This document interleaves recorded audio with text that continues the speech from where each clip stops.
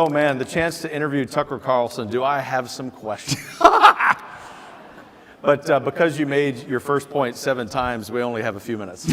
Well, that's kind of a signature move for me. Yeah. Must be the elitist in you. Well, there's a lot of that still. We've got time for 2 questions. Great. But all seriousness, Tucker, thank you. What a great message. Oh, well, thank you. Yep. It was heartfelt. Things go south at Fox News, there's always a job for you at Heritage. Well, you've saved me before, so thank you. We do that for a lot of people very happily. We're not called America's Outpost for nothing. Yeah, think about that. First question, all kidding and sarcasm aside.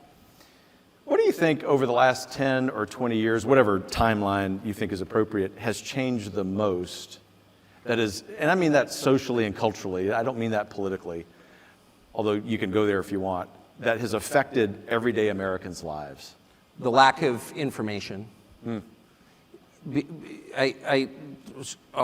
is so name-droppy, but I can't resist because it's the elitist in you. No, I know, it must be. No, I was actually interviewed Elon Musk this week, and he there said you go. So I know. I was talking to Elon Musk, Elon and I, smoking a cigar on his G4, and he turns to me and he says, "You know, Tuck," he calls me Tuck. No, no, I interviewed him for work, obviously, and he had such a wonderful line, and he said, "The most likely outcome is the most ironic outcome." And I thought, boy, that's actually I would argue that's a Christian precept, actually. You know, it's kind of the Beatitudes, the first shall be last. And the opposite of what you think is going to happen happens. And so often, and so the internet, the core promise of the internet was as much information as we've ever had at your fingertips, and the result has been a centralization of information. This is deliberate, needless to say, but unnoticed by most people, that results in more controlled information than we could even have imagined 20 years ago. So a lot of information just is not available.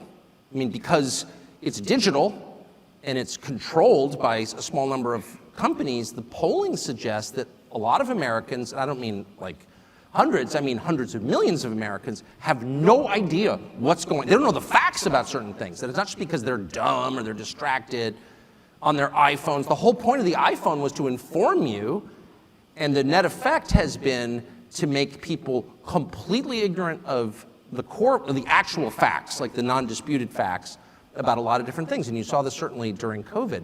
So that challenges the idea of democracy, which rests on the notion of an informed voting public, of a citizenry. And we don't have that. And that really, I never would have expected that at all. And the last thing I'll say is don't throw away your hard copy books, because they are the repository, the enduring repository that cannot be, and I'm dead serious, and I don't mean to, I'm not going to tell you to buy golden ammo, though obviously you should think about it. But definitely don't throw away your books, because they can't be disappeared, because they exist physically. And I would say a corollary to that is don't throw away your relationships with other people, because they can't be disappeared either. The material, the physical, things that you can smell, those are the things that you can trust.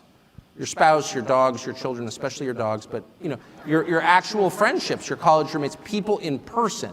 As the world becomes more digitized and people live in this kind of, this realm that's disconnected from physical reality, I think the only way to stay sane is to cling more tightly to the things that you can smell. And I've really gotten to the point where if I can't smell it, I'm not dealing with it. And I mean that. And that includes books. Anyway, that's what's changed. Books, relationships, and ammo. Tucker Carlson's Guide to the Universe. Yes. That is awesome.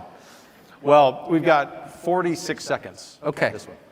And it's tight because we have 2 real treats, even after you. I talk too much, and my apologies. No, don't apologize. All great. I knew you were going to talk more than you said you would. Every time, ask my wife. And now we're down to 28 seconds. So when everyone wakes up tomorrow, whether they're staying here or they're able to go home, what should be top of mind for them to do in their local community? Oh, well, the very first thing you should do every single day is tell all the people you love that you love them, for 2 reasons. Because you do, and affirming things out loud makes them real. Words are the most important and most powerful thing that we have, and of course I have an interest in saying that. If I sold Chryslers, I'd be like, cars are the most important thing. But words are, in the beginning was the word, and so articulate it. And that is also simultaneously an acknowledgement of a truth that we don't face, which is we don't know what's going to happen today. And we could die. That's the one thing that unites every person, is the certainty of death. And reminding yourself of that every single day will bring you, paradoxically, joy. I love you. That's the most important thing. What a wonderful response.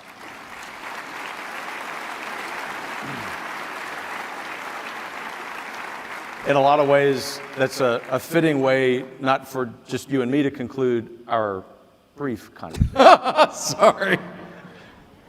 You're never going to live that one. Yeah, well. But in a lot of ways, also a good way for us to conclude this gathering before some additional entertainment. And so I will ask all of you to join me in thanking Tucker Carlson for being here tonight and for what you do. Thank you. God bless you. Thank you. You bet. Thank you.